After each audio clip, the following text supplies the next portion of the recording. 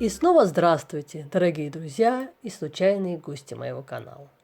Сегодня мы посетим руины Альт-Каленберг.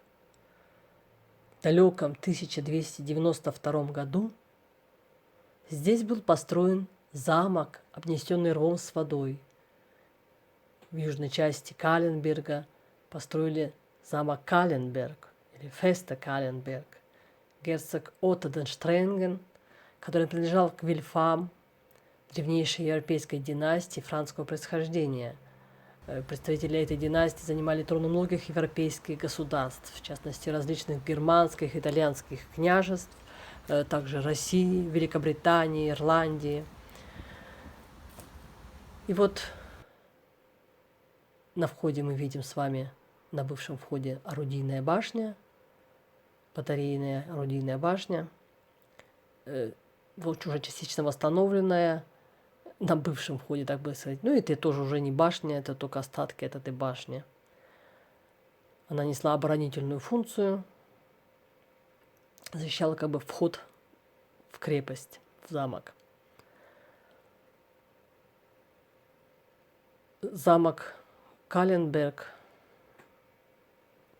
в начале XVI века был преобразован в крепость Каленберг. Это была достаточно солидная крепость, она выдерживала длительные осады. Даже во время 30-летней войны в 1625 году она была уже устаревшей в военном отношении, но выдержала 3-недельную осаду, сопротивляясь численному превосходству. И осада была прекращена только из-за нехватки боеприпасов. Ну и так как эта крепость уже не отвечала военным требованиям, она была снесена в 1632 году, 32-33 годах. Но она была, конечно, не вся снесена, снесли только южную часть стены. Получилось, как бы это больше не была не крепость. И дальше она использовалась с 1765 года. Уже эта крепость, остатки этой крепости и другие постройки, которые здесь были построены позже, использовались как уголовная тюрьма. И позже, до 1932 года, окружной суд Каленберга здесь находился. Но уже в 1984 году были снесены последние постройки здесь, так как они находились в аварийном состоянии. Ну и все, что осталось, это орудийная башня, на которой мы сейчас с вами поднялись. Остатки ее, она заросла вся лесом. Мы сейчас находимся как раз сверху на ней. Вот осталась эта вот орудийная башня и остатки другой башни, жилой башни, точнее сказать, даже не башни, а ее подвал. Своды и подвал, который называется погреб Карвинуса.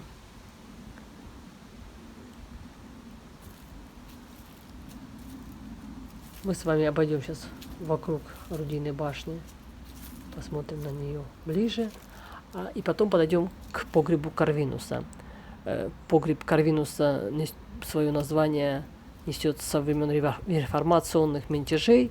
Тогда в подвале этой башни содержался один из мятежников Карвинус, и за погребом так и закрепилось это название.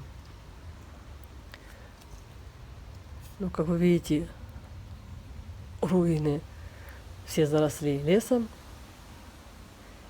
и мы случайно о них узнали,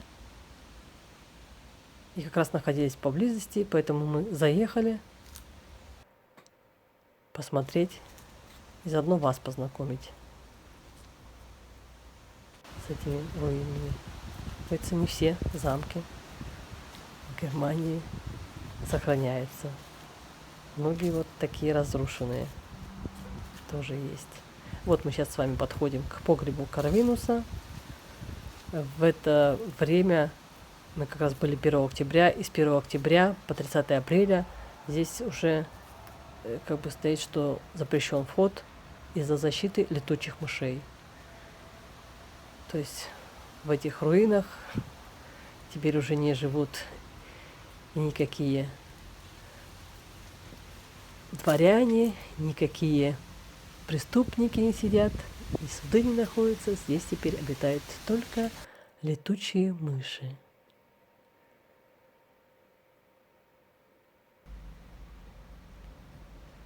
А мы с вами будем заканчивать на этом нашу небольшую экскурсию по руинам Альт-Каленберг.